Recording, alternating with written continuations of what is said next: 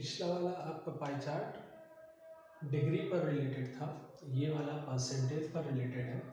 Pie chart के दो तरह से क्वेश्चन फ्रेम किए जाते हैं।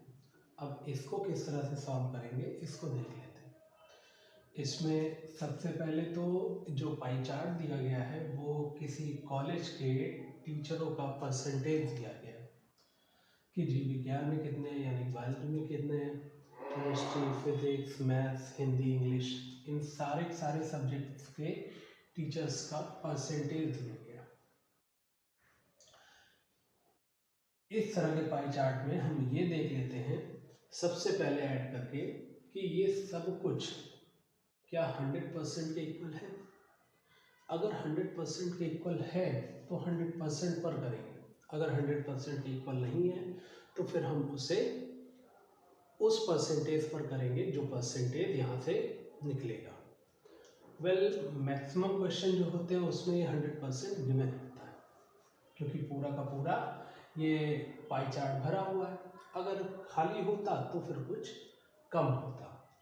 अभी फिलहाल जो हमारे पास क्वेश्चन है वो है रसायन विज्ञान पढ़ाने वाले शिक्षकों की संख्या कितनी है, यहाँ पर संख्या निकालनी। उसके लिए हमें कुल शिक्षकों की संख्या यहाँ पर दे रखी है। इन शिक्षकों की संख्या 18,000 है। अगर ये 18,000 है तो अभी मुझसे रसायन विज्ञान पूछा गया, तो यानी कि ये 18,000 का ही 17% ये होना चाहिए। हम इसी को बेस मानते हुए आगे चलेंगे। तो हम सबसे पहले 18,000 का 17% निकालेंगे, या फिर हम ऐसे कर सकते हैं कि 18,000 का 1% निकालें। अगर हम 18,000 का 1% निकाल लेंगे, ये 1% ऐसे लिखाएगा, इसको यहाँ पर भी लिख दे रहे हैं 18,000 का 1%। अब इसको अगर निकालेंगे तो 1/100 होगा, 2 कट जाएगा, यानी कि 1% 180 के बराबर निकल रहा है। अगर ये 180 के बराबर निकल रहा है तो अब अगर 17% निकला तो इसे 17 का मल्टीपल कर देते हैं, अगर 13 का तो 13%, 27, इस तरह से थोड़ा इजी हो जाएगा 1% निकालने से। फिलहाल हमारे पास 17% की बात की गई थी, तो आप इसे दो तरीके से कर सकते हो। पहला तो यही है कि 18,000 का 17% निकाल लीजिए, और या फिर आप 180 का गुना 17 में कर लीजिए। ये भी एक आसान रास्ता है, क्योंकि जब आप इसको सॉल्व करोगे तो भी वही आएगा और इसे सॉल्व करने पर वही आ ही रहा है। अब इसका मल्टीप्लाई देख लीजिए। इसका मल्टीप्लाई ऐसे करेंगे, थोड़ा सा टाइम टेकिंग है, आप चाहो तो इसे ऐसे कर सकते हो 170 और 10 180 इंटू 70। अब 17 का स्क्वायर हमें पता है तो ये हम लगा लेंगे 2890, और इसके साथ हो जाएगा 170। ये 0 आ जाएगा, ये 6 हो जाएगा, 1 कैरी जाएगा, यहाँ 9 एंड 1 0, और ये 360। इसका मतलब इसके जो टीचर्स होंगे वो 3060 या 3060 हो जाएंगे। आई होप आपको ये मेथड समझ में आ गया होगा। आप चाहो तो डायरेक्टली मल्टीप्लाई भी कर सकते हो कि 17 का 17, 17 8 कितना होगा, उसके बाद 17 एकम कितना होगा, उसकी भी वैल्यू देख लेते हैं। ओके, नेक्स्ट देखते हैं।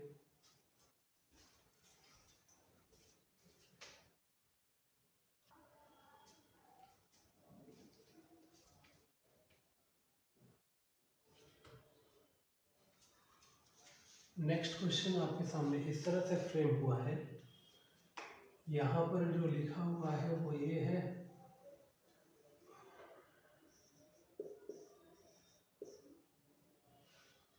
कि हिंदी पढ़ाने वाले शिक्षकों की संख्या अंग्रेजी पढ़ाने वाले शिक्षकों की संख्या का कितना प्रतिशत है। फिर से वही प्रतिशत वाला एक क्वेश्चन आया है। अब यहाँ पर आप ये ध्यान दीजिएगा, इधर केवल लिखा है कितना प्रतिशत। अगर कितना प्रतिशत अधिक लिखा होता तब इस जगह पर हमें 100 माइनस करना पड़ता, या फिर जो कल बताया था जो पाई डिग्री वाला बताया था पाई चार्ट, उस तरह से करना पड़ता, लेकिन डायरेक्टली पूछा गया है कितना प्रतिशत है, तो जो पहले लिखा हो वो उसे ऊपर रख देते हैं, जो नीचे लिखा हो उसे नीचे रख देते हैं, ऐसे करके निकाल लेते हैं। अब यहाँ पर देखिए हिंदी है तो हिंदी के टीचर्स निकाल लेते हैं। अभी हम आपको एक मेथड पहले बता चुके हैं कि 18,000 का जब हमने 1% निकाला था तो वो 180 आया था। अब अगर हमें इसी का 12% निकालना है तो हिंदी के जो हैं वो 12 हो जाएंगे, और अगर अंग्रेजी के निकालने हैं तो वो 180 इंटू 8 हो जाएंगे। अब भाई हमने बताया कि हिंदी वाला ऊपर रख दीजिए, इंग्लिश वाला नीचे रख दीजिए, मल्टीप्लाई 100 क्योंकि परसेंटेज चाहिए। इसको अब हम सॉल्व कर लेंगे तो आपका काफ़ी टाइम यहाँ पर बच जाएगा। इसको जब सॉल्व करेंगे तो ऊपर आ जाएगा 3, नीचे आ जाएगा 2, ये कट जाएगा 5 हो जाएगा, 5 3 ज़ा 15, 150% हो जाएगा। या फिर वही कल वाला एक बार फिर से मेथड देख लेते हैं जो पाई डिग्री में था, कि हमें जब ये वाली वैल्यू कट ही रही है तो इसको लेने की कोई ज़रूरत ही नहीं बनती है। हम सीधे सीधे देखेंगे कि हिंदी का परसेंटेज कितना है और इंग्लिश का परसेंटेज कितना है।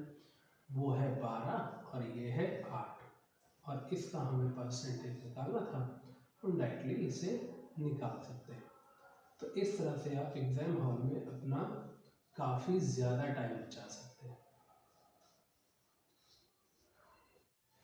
आई थिंक आपको ये समझ में आ रहा होगा। अब हम नेक्स्ट क्वेश्चन की ओर चलते हैं।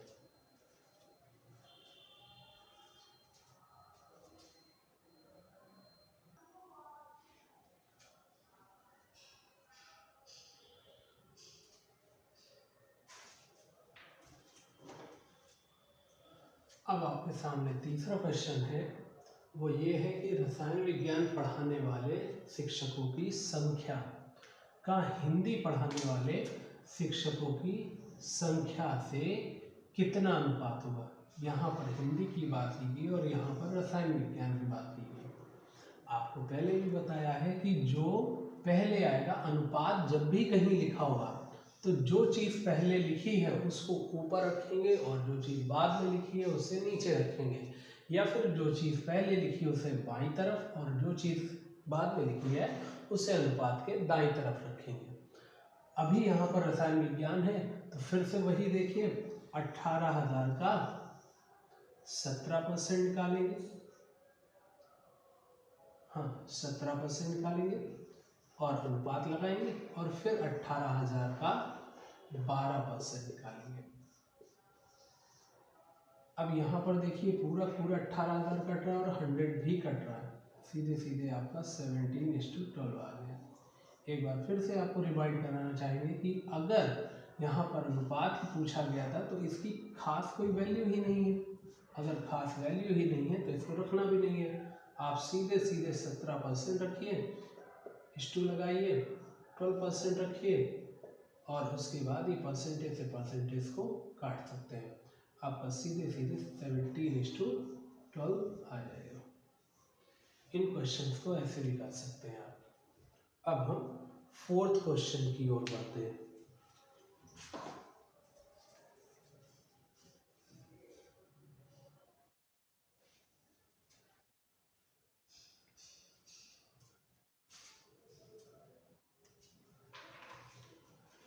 ये एक और टाइप का क्वेश्चन है, फिर से वही आ गया। यहाँ पर मैं बात कर ही रहा था कि अगर कितने प्रतिशत अधिक पूछा जाए तो उस जगह आपको 100 माइनस करके लिखना होता है। बाकी आपको वैसे ही करना है। यहाँ पर पूछा गया है जीव विज्ञान पढ़ाने वाले शिक्षकों की संख्या और भौतिक विज्ञान पढ़ाने वाले शिक्षकों की संख्या से कितने अधिक प्रतिशत अधिक है, यानी कि जीव विज्ञान वाले ज़्यादा हैं और ये जीव विज्ञान वाले ज़्यादा हैं और भौतिक विज्ञान वाले कम हैं। तो जीव विज्ञान वाले ज़्यादा हैं, अगर हम देखें तो यहाँ पर 23% है और इस जगह पर 13% है। आप अगर नॉर्मल मेथड लगाएंगे यानी कि जब आप 18,000 का 23% निकालेंगे तो हम इसको ना लगा करके आपको डायरेक्ट ऐसे बता दे रहे हैं, क्योंकि हमने 18,000 का 1% पहले भी निकाला हुआ है ऐसे करके, तो ये 180 निकला था। तो हम सीधे सीधे 180 इंटू 23 कर दे रहे हैं और यहाँ पर 180 इंटू 13 कर दे रहे हैं। तो ये निकल आएगा इसकी संख्या यानी कि भौतिक विज्ञान वाली, और ये निकल आएगी जीव विज्ञान वाली संख्या। अब हमें करना क्या है कि इसका परसेंटेज निकालना था, तो 180 इंटू 23 बटे 180 इंटू 13 इंटू 100 कर लेते हैं। इसको जब हम सॉल्व करेंगे तो ये पूरा पूरा कट रहा है, यानी 13 का 2300 में डिवाइड करना पड़ेगा। इसको भी हम कहीं कर देंगे, 13 का 2300 में डिवाइड कर देते हैं। तो ये आ जाएगा 13 एकम 13, ये 0 हो जाएगा, ये 10 हो जाएगा, ये 100 उत्तर आएगा। 13 सत्ते 91, यहाँ पर फिर से 9 उतर आएगा, ये कट जाएगा। 13 6 78, यहाँ पर 2 आ जाएगा और यहाँ पर 1 आ जाएगा, और फिर से एक 0 उतरेगा तो यहाँ पॉइंट हो जाएगा। 13 8 104, 13 9 117 भी हो जाएगा।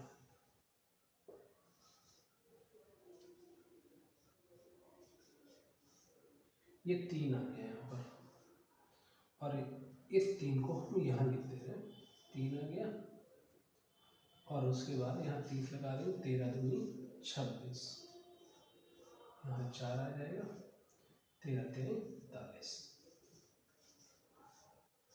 हम आपको दशमलव के 3 अंक तक आंसर निकाल के दिखा दे रहे हैं, इससे ज़्यादा नहीं पूछा जाता है, वैसे इतने में मिल जाना चाहिए। बैंक में इससे भी थोड़ा खींच देता है 4 डिजिट तक, तो वो आप निकाल सकते हैं। फिलहाल यहाँ पर देखिए 176.923 आया है, तो हमें करना वही है कि इससे 100 लेस कर देना है, तो हमें ये पता चल जाएगा कि ये कितना ज़्यादा है, 76.923। ओके, या फिर आपके पास वही एक सिंपल सा मेथड था, कितना ज़्यादा किससे ज़्यादा वाला, क्योंकि यहाँ अधिक की प्रोबेबिलिटी की गई है, तो हम यहाँ पर ऐसे लिख सकते हैं कि कितना ज़्यादा, यानी कि 23 माइनस 13 कर देंगे, तो यहाँ पर 10 आ जाएगा मेरे ख्याल से। ठीक है, अब देखिए कितना ज़्यादा है तो 10 ज़्यादा है, किससे ज़्यादा है तो 13 से ज़्यादा है, तो यहाँ पर 13 से डिवाइड कर देंगे। अब जब इधर पर हम डिवाइड करते हैं तो इसी का तो परसेंटेज चाहिए था, 1000 आ गया। इसको सॉल्व करते हैं तो 13 से जब 1000 में भाग देंगे तो इस जगह आ जाएगा 13 सत्ते 91, राइट। इस जगह 9 आ जाएगा, फिर से 90 होगा। अब देखिए यहाँ से पूरा प्रोसेस, आप अगर इधर से इसके बाद से देखेंगे तो यहाँ से आप देखेंगे तो पूरा पूरा यही चल रहा है, 100 91 90 फिर 78 फिर पूरा ही चलेगा। इसका सीधा सा मतलब है कि ये जो क्वांटिटी है, सॉरी ये जो नंबर है, वो यहाँ से पूरा पूरा रिपीट होगा, और आप यहाँ से डायरेक्टली आंसर दे सकते हैं। आपको ये करने की ज़रूरत नहीं पड़ेगी। तो कहीं पर अगर आपको अधिक या कम दिख जाता है DI में, तो आप कितना ज़्यादा किससे ज़्यादा है, कितना कम किससे कम लगा करके उसे ईजिली सॉल्व कर सकते हैं। ये तो था आपका पाई चार्ट का परसेंटेज वाला क्वेश्चन। आपका पाई चार्ट का डिग्री वाला इससे पहले वाले वीडियो में कंप्लीट किया जा चुका है। अब आपका इसके बाद लाइन चार्ट या लाइन ग्राफ वो कंप्लीट करा देंगे। इसके बाद आपके एक एक ग्राफ को धीरे धीरे कंप्लीट कराते हुए पूरा DI फिनिश करेंगे। इसके थोड़े मैक्सिमम आगे जब आपकी क्लास होगी तो उसमें थोड़ा क्वेश्चन टफ भी हो सकते हैं, क्योंकि जब DI आगे बढ़ती है, बैंकिंग लेवल तक जाती है, तो वो मिक्स होने लगती है। जैसे कि बार और केसलेट मिला दिया जाता है या बार और ये पाई चार्ट मिला दिया जाएगा, इस तरह से क्वेश्चन आ सकते हैं। तो अभी के लिए आप इसको रिवाइज कर लीजिए और ये ध्यान रखिएगा कि अगर यहाँ पर पाई चार्ट में अगर ये टिपिकल हो गया, यानी कि ये कैलकुलेशन अगर यहाँ से टिपिकल हो रही, तो आपके क्वेश्चन जो होते हैं वो ईजिली सॉल्व होते हैं या इजी टाइप के होते हैं। इसलिए आप ये ज़रूर देखिएगा कि अगर क्वेश्चन यहाँ पर फ्रेम जो है उसका जिस भी फ्रेम में आ रहा है, चाहे वो बार हो, लाइन हो, ग्राफ, किसी भी ग्राफ हो, अगर उसमें वो टिपिकल लैंग्वेज दे रहा है या फिर टिपिकल कैलकुलेशन दिखा रहा है, तो इसका मतलब यहाँ पर जो क्वेश्चन आने वाले वो इजी होने वाले। तो आप उन्हें ज़रूर ट्राई कीजिएगा, एक बार डीआई देखिएगा ज़रूर। क्वेश्चन अगर आता है आपके क्वेश्चन पेपर में, कोशिश जरूर कीजिएगा, क्योंकि बड़ा क्वेश्चन होने की वजह से इसे छोड़ दिया जाता है कि बाद में करेंगे और टाइम उसमें निकल जाता, पता नहीं चलता, प्रेशर हो जाता है, तो फिर ये डीआई सॉल्व भी नहीं होती। इसलिए डीआई की क्वेश्चन आप देखिए, अगर एक बार में सॉल्व हो रहे तो जितने सॉल्व हो रहे उतने सॉल्व कीजिए, क्योंकि ज़रूरी नहीं है कि डीआई के 5 क्वेश्चन सॉल्व किए जाएं। कभी कभी डीआई खुद ही इसी तरह देता है कि 5 में से आप 3 ही सॉल्व कर सकते हैं उस टाइम इंटरवल के अंदर। क्वेश्चन पेपर इस तरह से सेट किया जाता है कि आप 100 में कम से कम 90 क्वेश्चन ही अटैम्प्ट कर पाएँ। जो उन 10 क्वेश्चन में फंस जाता है उसका पेपर छूटता है, या फिर पूरा स्ट्रेस उसी क्वेश्चन के बल पर ले लेता है और अपना पूरा एग्ज़ाम ख़राब कर लेता है। वहाँ पर यही हैंडल करना होता है टाइम मैनेजमेंट, कि मुझे किस क्वेश्चन को कितना टाइम देना है। तो यहाँ पर आप देखिएगा, अगर एक बार में क्वेश्चन आपको सजेस्ट हो रहा है तो उससे करिए, अदरवाइज उसे छोड़िए, आगे बढ़िए। तो अगली क्लास तक के लिए आप यहीं से रिवाइज करिए। Well, thank you.